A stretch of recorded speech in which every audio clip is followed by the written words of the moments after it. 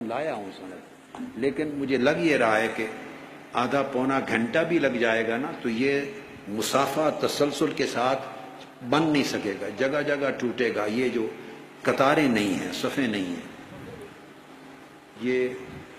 اس کی شرط ہے کہ مسلسل مسافہ ہو، متصل۔ یہ حدیث ہے، اس میں آقا علیہ السلام نے فرمایا، ایک حدیث میں 4 درجے تک، ایک میں 7 درجے تک، جس نے مجھ سے مسلسل مسافہ کیا، 7واں شخص، میرے مسافہ کرنے والے سے مسافہ، اس سے مسافہ کرنے والا، اس سے مسافہ کرنے والا، ایک میں 4، ایک مرتبہ 7 فرمایا، مگر وہ مسلسل بالمسافہ ہے یہ حدیث مجھ سے، تو اس پر، اس کے لیے مجھ پر شفاعت واجب ہو گئی، میں اسے جنت میں لے جاؤں گا۔ اب اس الحدیث المسلسل بالمسافہ کی شرط یہ ہے کہ جب آپ مسافہ کریں، یہاں سے ترتیب سے مسافہ شروع ہو اور کہیں ٹوٹے نہیں، ورنہ آپ مسلسل بالمسافہ نہیں رہیں گے۔ اس سند میں آقا علیہ الصلوۃ والسلام کے ساتھ مسافہ کرنے والے کی سند میں 5واں شخص ہوں، آپ چھٹے ہو جائیں گے، بشرطے کہ اگر آپ کا مسافہ تسلسل میں رہے، ٹوٹے نہیں۔ اور یہ سند اب دنیا میں روئے زمین پر نہیں رہی، جن بزرگوں سے لبنان کے پہاڑوں میں نے حاصل کی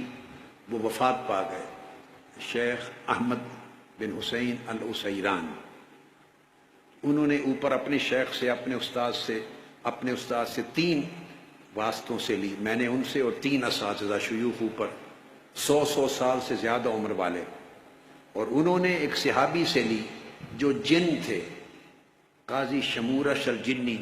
وہ 1200 سال کی عمر میں ان کی شام کے اندر وفات ہوئی، تو آقا علیہ السلام سے مسافہ کیا تھا، انہوں نے مسلسل بالمسافہ کی حدیث آگے دی، جن سے میں نے لی وہ 4تھے تھے مسافہ کرنے والے آقا علیہ السلام سے اس سند میں 5واں تھا، آپ چھٹے ہوں گے، اور آقا علیہ السلام کی بشارت 7ویں درجے تک مسافہ کرنے والے کے لیے جنت و شفاعت کی،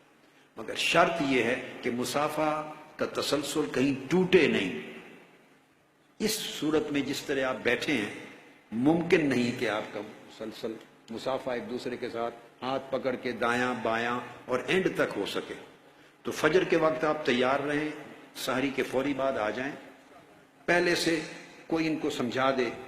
دایاں ہاتھ ایک پکڑے، بایاں پکڑے، اور مسلسل پچھلی صف والا،